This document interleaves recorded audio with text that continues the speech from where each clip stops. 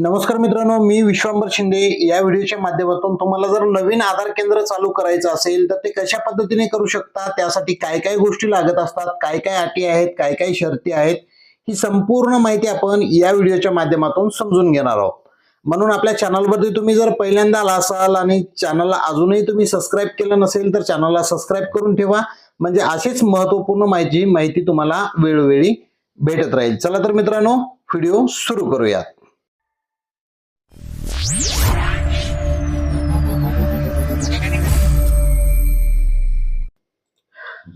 तर सर्वप्रथम आपल्याला pune.gov.in या वेबसाईट वरती यायचं आहे. त्यानंतर सूचनामध्ये जाऊन आपल्याला घोषणावरती क्लिक करायचे.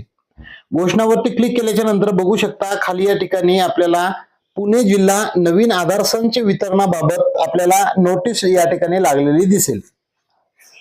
8/5/2025 ला अपलोड केलेली आहे. लास्ट तारीख 23/5/2025 आहे.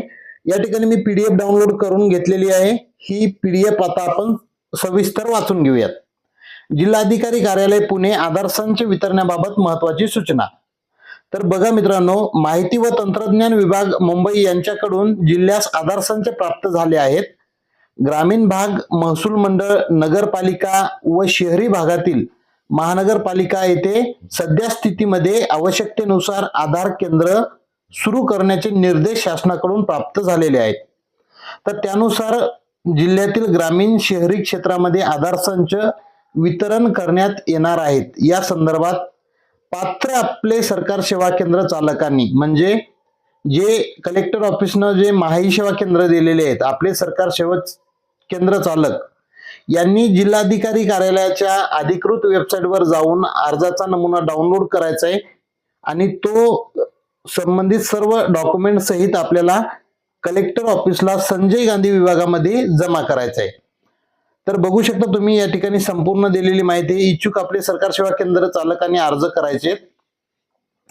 अर्जाचा फॉर्म नमुना डाउनलोड करायचा आहे. अर्ज 9/5/2025 ला चालू होत आहेत, तर 23/5/25 पर्यंत सरकारी सुट्ट्याचे दिवस वगळता सकाळी 11 ते सायंकाळी 5 या वेळेत तुम्ही अर्ज जमा करू शकता. तर अशा पद्धतीने संपूर्ण जाहिरात आपण स्पष्टपणे वाचून घेणार आहोत एकदा. तर जिल्हाधिकारी कार्यालय संजय गांधी विभागामध्ये आपल्याला हे 4थ्या मजल्यावरती अर्ज नेऊन जमा करायचे प्रत्यक्षरित्या. हे प्रत्यक्षरित्या नेऊन आपल्याला अर्ज जमा करायचे, ऑनलाईन नाहीत. आणि यापूर्वी जे काही अर्ज प्राप्त झाले असतील जिल्हाधिकारी कार्यालयाला ते सर्व बाद ठरवले जाणार आहेत. या तारखेपासून आता अर्ज आल्याच्या नंतरच तुमचे अर्ज हे ग्राह्य धरले जाणार आहे, जाहिरातीनंतर आलेले. तर सदर जाहिरात प्रसिद्ध झाल्याच्या तारखेच्या नंतर आलेले अर्ज तुमचे फक्त ग्राह्य धरले जाणार आहेत. यापूर्वी जर तुम्ही अर्ज केला असेल तर तो ग्राह्य धरला जाणार नाही. तर त्याच्यानंतर समोर आता बघूयात आपण पुणे जिल्ह्यातील ग्रामीण भाग व शहरी भागात आधार संच वितरणाकरिता अर्ज मागवण्यात येत आहेत. संदर्भात जिल्हाधिकारी कार्यालयामार्फत देण्यात आलेल्या आपले सरकार सेवा केंद्र चालकाकडून विहित नमुन्यात अर्ज स्वीकारले जातील. आधार संच वाटप करण्याचा वेळ या ठिकाणी दिलेला आहे. 9/5/25 ला अर्ज सुरू होत आहेत, 23/5/25 ला संपत आहेत. म्हणजे एकूण साधारण 13 ते 14 दिवस अर्ज करण्यासाठी दिलेले आहेत, शासकीय सुट्ट्या वगळता. अर्जाची छाननी ही 26/5/25 ते 28/5/25 या 2 दिवसामध्ये केली जाणार आहे. त्यानंतर पात्र अर्जदाराची यादी ही 30/5/25 पर्यंत केली जाणार आहे. त्याच्यानंतर कोणाची काही हरकत येते का, तक्रार येते का बघण्यासाठी 2 दिवसाचा आपल्याला या ठिकाणी वेळ दिलेला आहे. 2 ते 3 या 2 दिवसात तुम्ही तक्रार काही असेल तर देऊ शकता. त्या तक्रारीचं निवारण, हरकतीची छाननी ही 4 ते 6 2 दिवसात केली जाईल. आधार संच वितरण समिती बैठक घेईल आणि त्याच्यानंतर पात्र यादी ही अंतिम यादी 16/6/25 ला सोमवारच्या दिवशी कलेक्टर ऑफिसच्या वेबसाईट वरती प्रदर्शित केली जाणार आहे. तर अशा पद्धतीने बघू शकता संजय गांधी या ठिकाणी आपल्याला कलेक्टर ऑफिस मध्ये 4थ्या फ्लोअरला हे अर्ज जमा करायचे. थोडक्यात आता अटी आणि शर्ती बघूयात. आपले सरकार सेवा केंद्र चालकच यामध्ये अर्ज करू शकतात आणि जे ठरवून दिलेले सरकारी प्रिमायसेस आहेत त्या सरकारी जागेवरच बसून हे काम करावं लागणार आहे. ही आधारची मशीन घेऊन तुम्ही वैयक्तिक आपल्या शॉपवरती काम करू शकणार नाही आहात. तर तुम्हाला ठरवून दिलेल्या वेळेमध्ये त्या सरकारी सुट्ट्या वगळता त्या गव्हर्नमेंट कार्यालयाजवळ त्या प्रिमायसेस मध्येच तुम्हाला काम करावं लागणार आहे. यापूर्वी जर आधारची कोणती किट कंपनी थ्रू वगैरे तुमच्या नावाने असेल तर दुसरं आधार केंद्र तुम्हाला मिळू शकणार नाही. त्या सर्व नॉर्मल गोष्टी ज्या सीसीटीव्ही कॅमेरा असला पाहिजे. आता खाली बघू विविध नमुन्यातील अर्ज, म्हणजे याच्याच खाली अर्ज दिलेला आहे. त्यानंतर आधार कार्ड असलं पाहिजे तुमच्याकडे, पॅन कार्ड असलं पाहिजे, आधार सर्टिफिकेट, सुपरवायझर सर्टिफिकेट असणं गरजेचं आहे.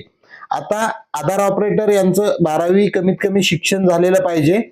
ITI वगैरे असेल तर ते डॉक्युमेंट चालतील. त्यानंतर शासकीय जागेचे न हरकत प्रमाणपत्र. आता तुम्ही म्हणाल हे न हरकत प्रमाणपत्र कसं मिळवायचं, तर तुम्हाला दाखवतो. अशा पद्धतीनं हे न हरकत प्रमाणपत्र असणार आहे.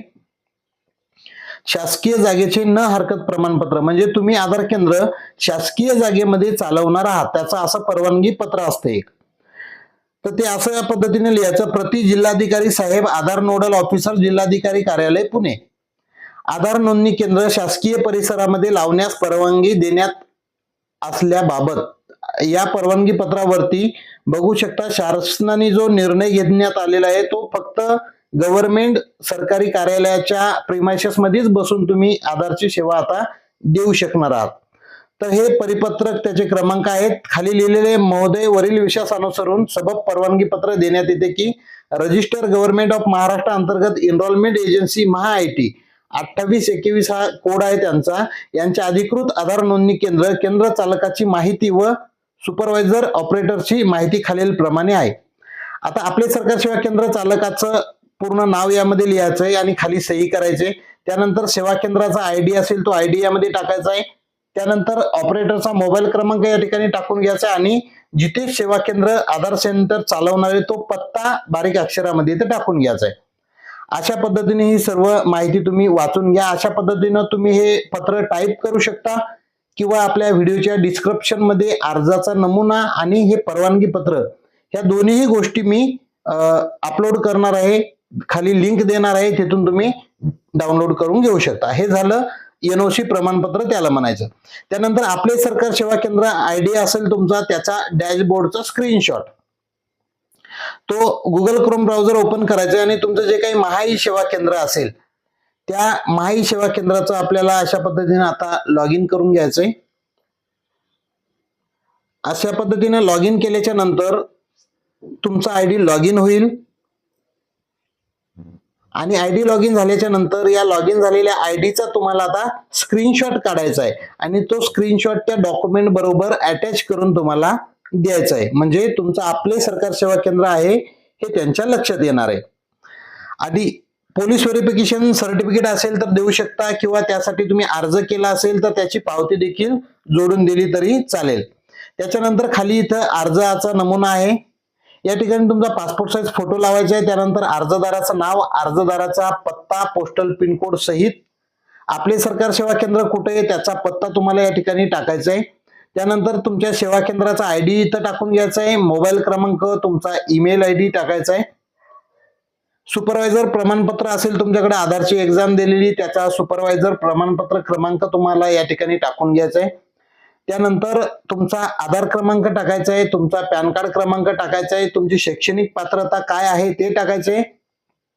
आणि त्यानंतर खाली तुम्हाला शहरी भाग, महानगरपालिका, नगर परिषद, क्षेत्रीय कार्यालय ह्या सर्व गोष्टी खाली दाखवल्या गेलेल्या आहेत. म्हणजे कोणत्या गावासाठी किती आधारच्या जागा आहेत तुम्हाला या ठिकाणी आता बघायला मिळणार आहे.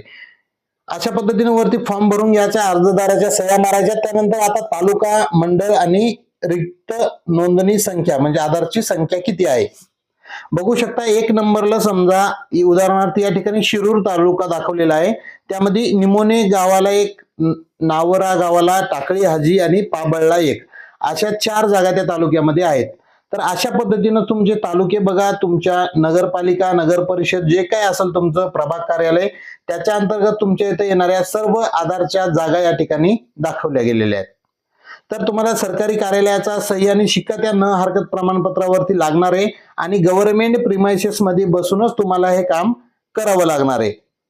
तर अशा पद्धतीने संपूर्ण माहिती आपण बघितली. तुम्हाला काही शंका असेल तर व्हिडिओच्या डिस्क्रिप्शन बॉक्स मध्ये नक्की विचारू शकता तुम्ही कमेंट करून आम्हाला. आणि आपल्या चॅनलवरती पहिल्यांदाच आला असाल तर चॅनलला सबस्क्राईब करायला विसरू नका. असेच नवनवीन महत्वपूर्ण व्हिडिओ तुम्हाला वेळोवेळी आमचे भेटत राहतात. चला तर मित्रांनो, व्हिडिओला लाईक करा, शेअर करा, चॅनलला सबस्क्राईब करा.